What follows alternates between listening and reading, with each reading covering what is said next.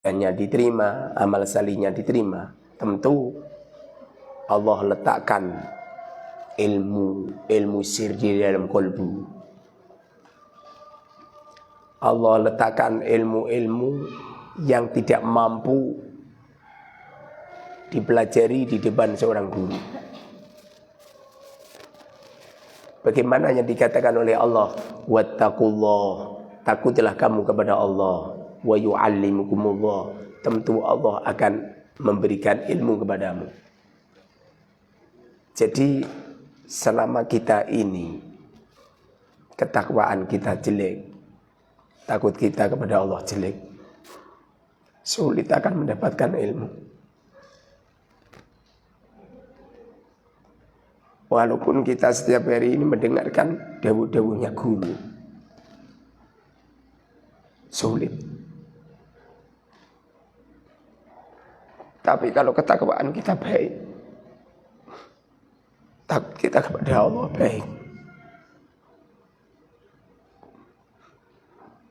aku yakin Allah titipkan ilmu-ilmu itu di dalam kalbu kita.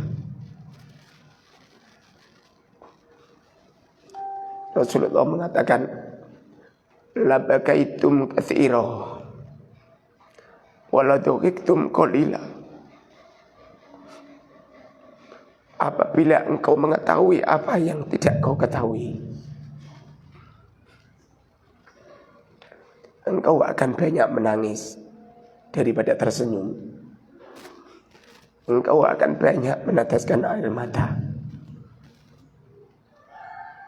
daripada kamu tertawa.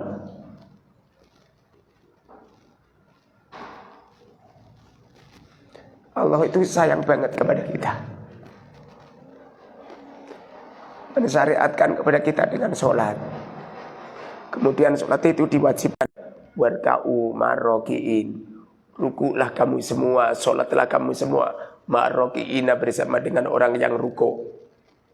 Difatwakan oleh Ahmad bin Hanbal, kalau ada al-amr, kalau ada perintah, al-amru tadulu alal wujub. Perintah itu menunjukkan kalau itu wajib.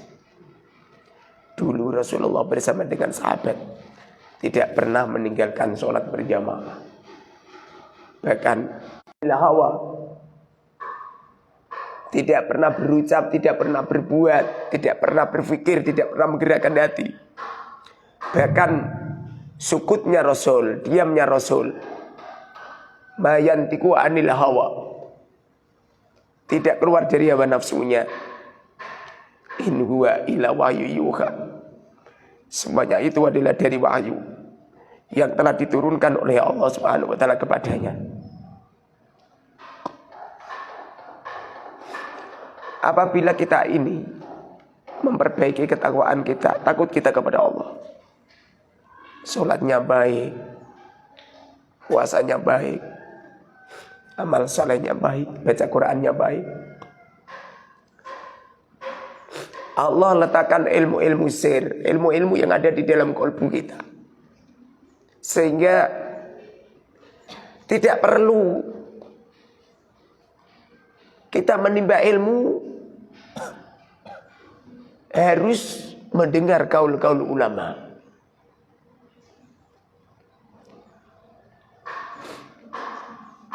Cukup kamu itu memahami organ tubuhmu menjadi sebuah ilmu yang dasar.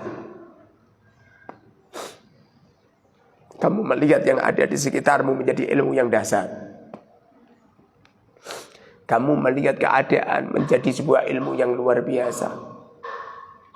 Sehingga kamu hidup itu diberi kenikmatan oleh Allah yang dasar.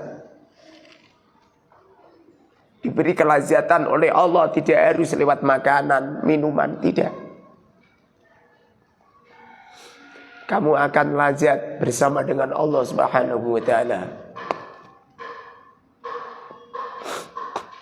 Kalau sudah semacam ini, kita orang ini hidup senantiasa memuliakan siapapun, tidak pernah menghinakan siapapun. Yang ada adalah firman Allah Subhanahu wa taala, laqad karramna bani Adam. Aku telah memuliakan Bani Adam. Aku telah memuliakan manusia.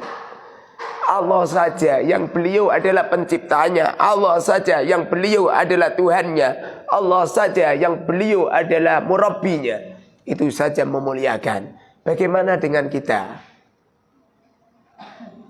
Bagaimana dengan kita terhadap orang lain? Semestinya kita harus memuliakan siapapun mereka.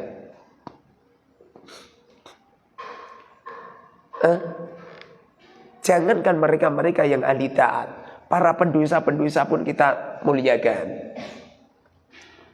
Jangankan cuma orang-orang pendosa, kalau perlu mereka-mereka yang belum mendapatkan hidayah, mereka-mereka yang kafir, mereka-mereka yang musyrik, kita muliakan.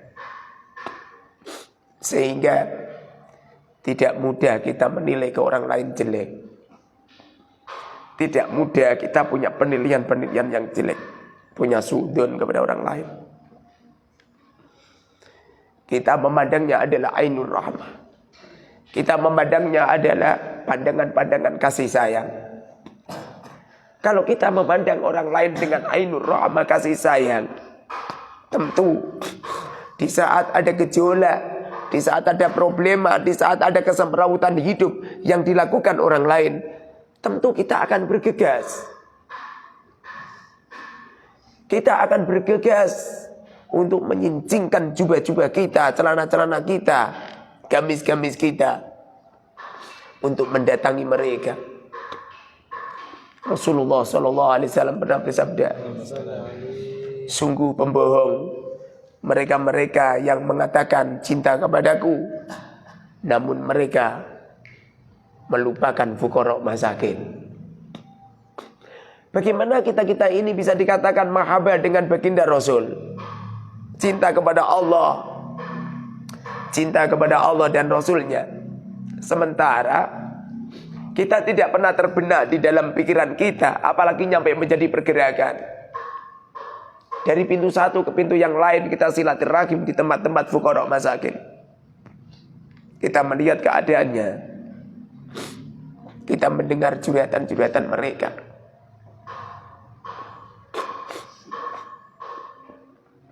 Kita melihat keluarganya, kita melihat perekonomiannya. Gak sedikit mereka-mereka yang meneteskan air mata di saat mereka melihat tetangga-tetangganya yang kaya raya, tetangganya yang serba bercukupan, sementara mereka kekurangan. Uang untuk belanja dibuat buka puasa enggak ada. Hari Senin punya hutang, hari Selasa punya hutang. Bank detail selalu menghampirinya. Sementara kalau mereka itu tidak hutang, bagaimana dengan anak-anaknya? Di mana letak kecintaan kita kepada baginda Rasul? Sementara kita enggak paham akan hak-hak fuqara masakin. Bukankah Allah Subhanahu wa taala berfirman di dalam Al-Qur'an, "Ara'aital ladzi yukadzibu bid-din?" Apakah engkau ingin tahu orang-orang yang membohongkan ini agama? Fadzalikal ladzi yad'ul yatim. Mereka-mereka itu yang tidak punya kasih sayang kepada anak-anak yatim. Wala yahuddu ala tu'amil miskin. Tidak memperhatikan bahan makannya fuqara masakin. Semestinya kita harus bergegas. Seumpamanya toh kita tidak mampu, coba ancungkan kedua tangan kita, mintakan kepada Allah Subhanahu wa taala untuk mendoakan fuqara masakin, untuk mendoakan orang-orang yang butuh, untuk mendoakan orang-orang yang punya hajat, untuk mendoakan orang-orang yang punya hutang, orang-orang yang dikejar-kejar hutang, orang-orang yang hidupnya sengsara, orang-orang yang diancam rumah tanahnya pengen disegel, orang-orang yang motornya dikejar-kejar sama debt collector. Namun tidak pernah tergerinjat di dalam kalbu kita hal semacam itu. Maka sesungguhnya ubudiyah kita, ibadah kita, pengabdian kita kepada Allah adalah pengabdian yang abal-abal. Semoga saja hidup kita diberkahi oleh Allah Subhanahu wa taala. Amin amin ya rabbal alamin. Alhamdulillahirabbil alamin. Allahumma shalli wa sallim wa barik ala sayyidina Muhammad wa ala ali sayyidina Muhammad. Rabbana atina fid dunya hasanah wa fil akhirati hasanah wa qina adzabannar. Walhamdulillahirabbil alamin. Al-Fatihah.